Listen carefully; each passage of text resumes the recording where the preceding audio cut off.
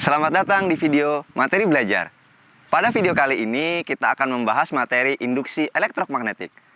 Apa itu induksi elektromagnetik dan bagaimana induksi elektromagnetik dapat terjadi? Mari kita cari tahu. Pada materi sebelumnya kita telah membahas materi medan magnet. Arus listrik pada sebuah kawat dapat menghasilkan medan magnet.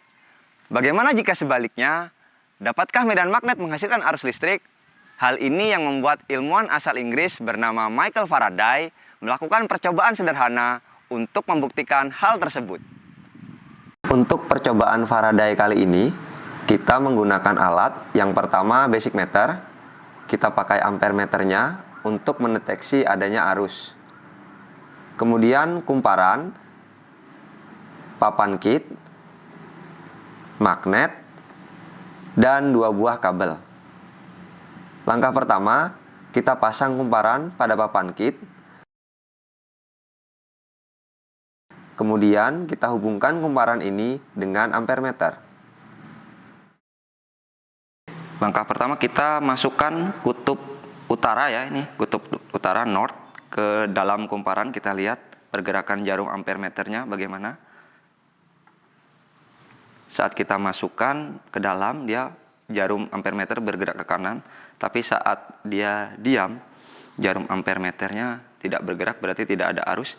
Kemudian kutubnya kita tarik menjauhi kumparan, jarum ampere meter bergerak ke kiri. Bagaimana dengan kutub selatan magnet? Ketika kita dekatkan kutub selatan magnet ke kumparan, jarum bergerak ke kiri. Saat magnetnya diam, jarum tidak bergerak, berarti tidak ada arus. Kemudian saat kutub selatan ini kita jauhkan dari kumparan, jarumnya bergerak ke kanan. Dari penjelasan tadi, ternyata medan magnet tidak serta-merta menimbulkan arus induksi. Ini dibuktikan pada saat magnet tidak bergerak terhadap kumparan, di mana jarum pada ampere meter juga tidak bergerak, yang menandakan tidak ada arus induksi.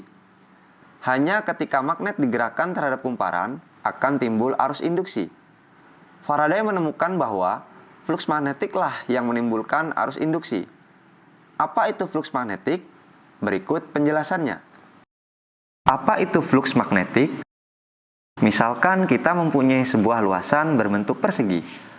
Persegi ini merepresentasikan penampang kumparan yang dilalui magnet pada percobaan Faraday. Jika ada medan magnet B melalui penampang secara tegak lurus, maka dihasilkan flux magnetik sebesar Pi sama dengan B dikali A, di mana Pi adalah flux magnetik dengan satuan Weber, B adalah medan magnet dengan satuan Tesla, dan A adalah luas penampang berupa persegi dengan satuan meter kuadrat. Bagaimana jika medan magnet yang melalui penampang tidak tegak lurus? Besar flux magnetik yang dihasilkan sebesar Pi sama dengan B dikali A dikali cos theta, di mana theta adalah sudut yang dibentuk medan magnet dengan garis normal.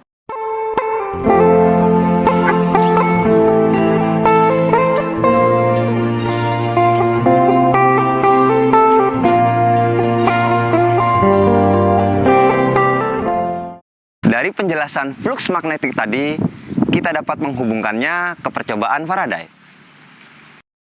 Ketika kutub utara magnet digerakkan ke kanan mendekati suatu kumparan, maka terjadi perubahan, dalam hal ini peningkatan flux magnetik, karena jumlah garis medan magnet yang melalui kumparan semakin banyak. Untuk melawan kenaikan garis medan magnet ini, dibangkitkan arus induksi yang menghasilkan medan magnet ke kiri. Sehingga sesuai kaidah tangan kanan, arus yang mengalir membuat jarum ampere meter bergerak ke kanan atau bernilai positif. Demikian juga saat kutub utara magnet digerakkan ke kiri menjauhi kumparan. Maka terjadi perubahan, dalam hal ini penurunan flux magnetik, karena jumlah garis medan magnet yang melalui kumparan semakin sedikit. Untuk melawan penurunan garis medan magnet ini, dibangkitkan arus induksi yang menghasilkan medan magnet ke kanan. Sehingga sesuai kaidah tangan kanan, arus yang mengalir membuat jarum ampermeter bergerak ke kiri atau bernilai negatif. Sesuai dengan hukum Lenz, GGL induksi selalu membangkitkan arus yang medan magnetnya berlawanan dengan asal perubahan fluks.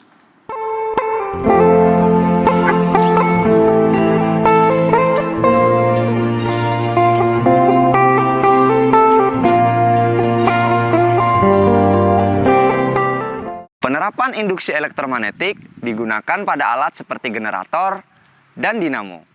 Demikian video materi belajar kali ini. Semoga dapat membantu kalian memahami materi induksi elektromagnetik. Sampai jumpa di video materi belajar selanjutnya.